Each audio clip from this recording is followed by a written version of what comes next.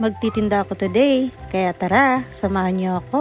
Alas 5:30 pa nga lang niya ng umaga ay ako'y pagayak na. Maaga nga ako nag-iikot para yung mga order sa gabi ay ma-deliver na agad. Para bago magsipag-order ang mga bagong order ay na-deliver ko na yung mga panggabi. At isa pa nga sa dahilan kung bakit ako laging maaga, kasi tinatakasan ko yung isang anak ko. Madilim pa nga niya nang ako'y lumabas. Laging ganito ang senaryo ko araw-araw. Itong vlog ko nga to ay kikwento ko yung isang client ko. Hindi ko nasasabihin sa inyo kung saan siya nakatira. Before kasi talaga nagba-vlog na talaga ako sa isa kong account. Pero kasi yung isa kong account na yun ay hindi ko na ma-open. Marami naman siguro sa inyo din ang nakakaalam dito na nagtitinda ako ng mangga. Pero before din talaga, nabili na talaga to sa akin ng kakanin. Then one time, bumili siya sa akin ng mangga. I mean, nagpa-deliver pala siya. Nung dumating ako sa kanila at nung nagbukas na siya ng gate, nakatitig lang siya sa akin. Then sabi ko sa kanya, ma'am, ito na po yung mangga nyo. Ang sabi niya lang sa akin, di ba artista ka? Ay hala, hindi. Ako lang talaga to, ma'am.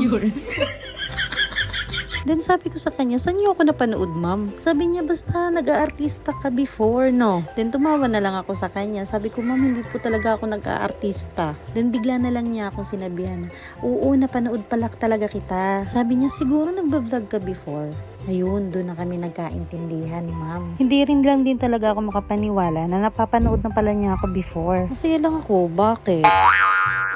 Pinikwento ko lang, bakit? 7 AM na nga nito at sobrang init na mga be. Itong client ko nga ay lagi tong tulog pag ako'y nagdi-deliver. Kaya ang ginagawa ko pag tulog pa sila ay sinasabit ko na lang to sa kanilang pintuan. Yung iba naman meron silang sarili-sarili nilang basket, then ko na lang iniiwan. Pagkatapos ko nga maihatid, ay gora na sa next delivery. Kaya habang mga tulog pa ang aking mga main character dito, paspasa na talaga ang aking pag-deliver. Kasi pag talaga to, nagsabay-sabay talaga magsipag-chat. Ngarag ang mema nyo mga te.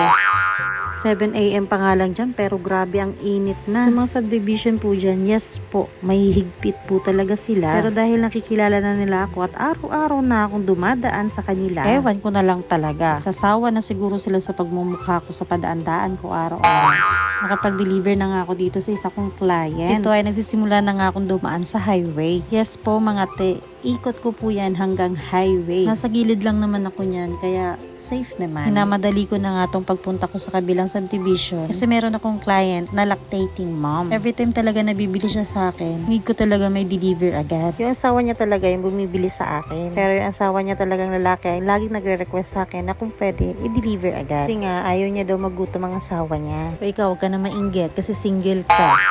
Walang mag-aalala sa'yo, te. Charis lang. Hoy, wag kayong ako lang to. Na parang gusto mo, ikaw din, may nag-aalala. Hala.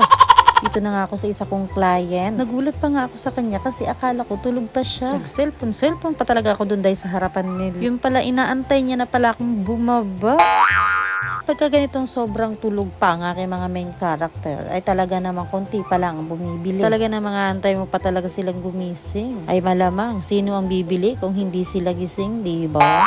Minsan makakatagpo ka pa dyan ng client na sobrang galante. Sasabihin pa sa'yong keep the change. Ay dito nga sa pagtitinda ko ay marami na ako mga kaibigang client. Ang iba nga ay binibigyan ng mga anak ko ng mga damit. Yung iba naman ay snacks. Yung iba naman ay pera. Yung iba naman nga ay galing sila sa abroad at nagugulat na lang ako pagdadating nila ay meron silang pasalubong sa amin. Diba nakakataba ng puso. Yung bigla kang i-chat na hello, punta ka sa bahay, meron kang pasalubong from Thailand. Yung nakaraan naman from India. Itong naging client kong to ay sobrang, hindi naman super close kami, pero masasabi kong we're friends. Basta sobrang bait nila. Oo nga pala, itong subdivision pala na to, hindi sila gumagamit ng tricycle. Sa loob mismo ng subdivision nila ay puro lang yun mga e-bike. Ayaw kasi nila ng maingay. At nandito na nga ako sa may metro gate. Itong client ko na to ay kanina pa niya inaantay ang kanyang almusal. Kaya nagmamadali na rin talaga ako dito. O nga pala, ito na nga pala ang last na dideliveran natin. Dahil yung mga time na yan ay sold out na ang aking paninda. At yung iba naman ay i-deliver ko na lang din ng hapon. O siya, sige na, masyado na kayong natutuwa.